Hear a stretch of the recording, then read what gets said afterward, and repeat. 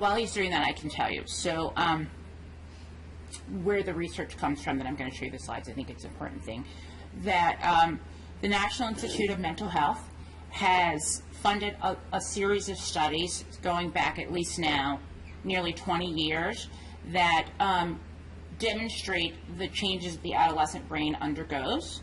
And with that, there have been a series of other studies that have been hosted by different governmental agencies that demonstrate how these changes impact behavior. Okay, so I'm just going to give you a really quick explanation of some of these changes, and then I'm also going to talk about how trauma can impact the brain and connect these things two together. Okay, so this is what our brain looks like, and the brain grows inside out, develops inside out, back to front. You didn't see that, but I went from back to the neck area to front, where the prefrontal cortex and frontal lobe. Okay, the frontal lobe is a very important part of the brain and is the last part of the brain to fully develop. Before this line of research that was funded by the National Institute of Mental Health and others, before that came along, we used to think that by the time you were like in first grade, the brain development was through. Now we know that is not the case, and the brain development and changes that are normative continue into your 20s. Okay, so the frontal lobe is very important because it plays a role in many things, but the thing that's most relevant here is that it's involved in executive functioning, decision making, ability to anticipate consequences, and to think things through.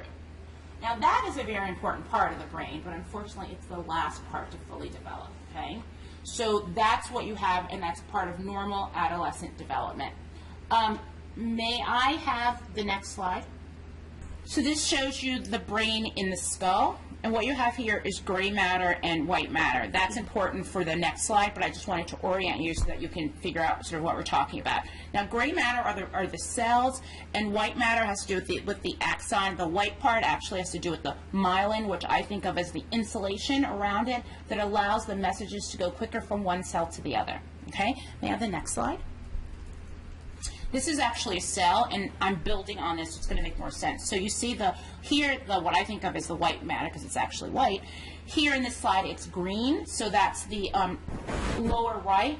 The round thing around the cell is the myelin, and you get more of that during adolescence. At the same time, where it says dendrite, that's what would send or actually, let's go to where it says synapse. Do you see where the touching thing's not working, so I'm just going to, where it says synapse on the right, you see one cell is touching another.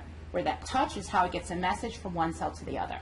Pruning, next slide please, is the process in which the brain gets rid of dendrites or cell ends that it's not using. So the brain sort of works on this principle of, I'm not using it, let's get rid of it. And what you see during adolescence, next slide please, is that the gray matter, which is the cell, remember I said before, it's the cells, we see a decrease in volume of gray matter during adolescence. That's one significant change that happens during adolescence. That's a normative change. Oh, yes, next slide, please.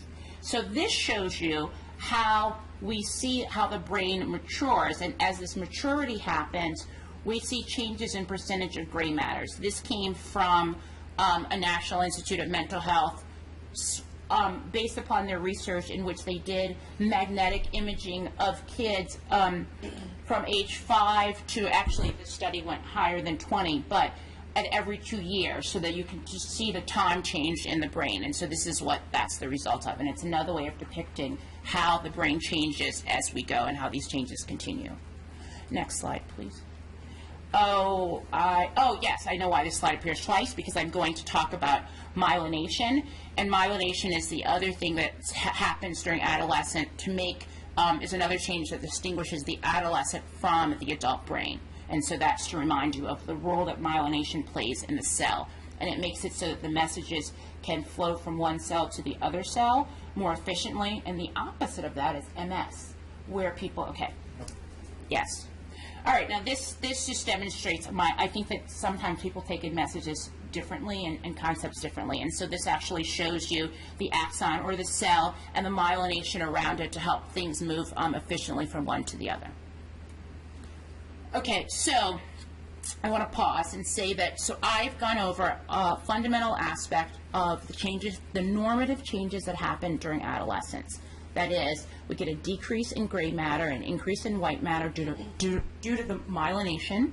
The frontal lobe is the last part of the brain to develop, and that helps you to think things through, to plan ahead, to consider alternative plans. That helps one. This is the role of the frontal lobe. That's why if someone has a frontal lobe injury, they may blurt out things. They may not have planning that's needed to help them know, if I do this, then this will happen, then this will happen. And we see that with people who've had strokes and lesion in their frontal lobe. So that's what happens normally.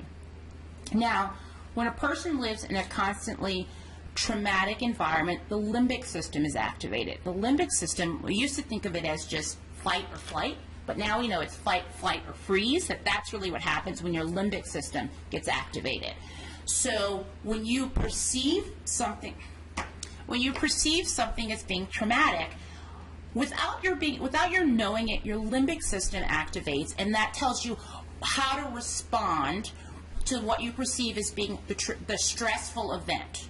Now, some people can respond by fighting, and they get really aggressive, and in teenagers, you'll see that they're often labeled oppositional or defiant.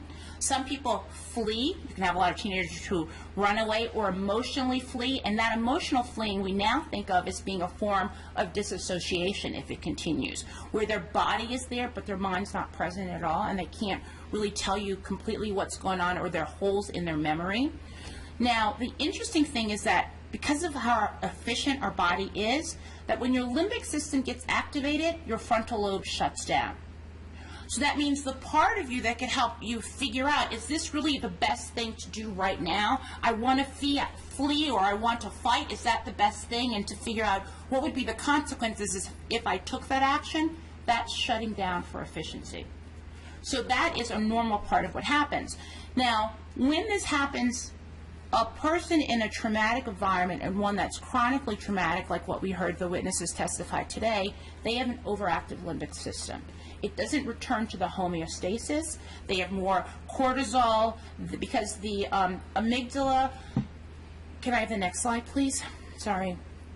Okay, so when you're in this state of constant limbic arousal, your amygdala sends a message to your hypothalamus, which sends a message to your pituitary gland and your adrenal glands, and then your cortisol floods your body. So you're in this state, you're in this flooded state that can make you unable to make appropriate choices. And this, although it can be, you may live in this chronically, when taken out of that environment, you can obtain a homeostasis that allows you to act in a way that the society expects you to behave. That's the most concise way of putting it. So when you are in a chronically traumatic environment like the one that we described, what happens is that your limbic system is repeatedly and is on alert, and that floods your body with a lot of different things, but this being on alert impacts your brain's development. So, on alert, no frontal lobe, because that shuts down. That's what happens when you have trauma. Adolescent, frontal lobe's not working consistently anyway because it's starting to go through its changes. So therefore, you've got these, I believe in this case, you have these two different things making it harder for him to think about the consequences of the behavior. But when put in another environment, he can respond differently. So that's how normal adolescents develop, and that's how trauma impacts brain development as well. Could you explain to the court what has occurred during DJJ's treatment to change Sam from a person who could not process information properly, who had the overactive limbic system? What kind of treatment did you see evidenced in the final sentencing report that now gets him to the point where I won't fight, I won't flee, I won't freeze, so he can process information properly?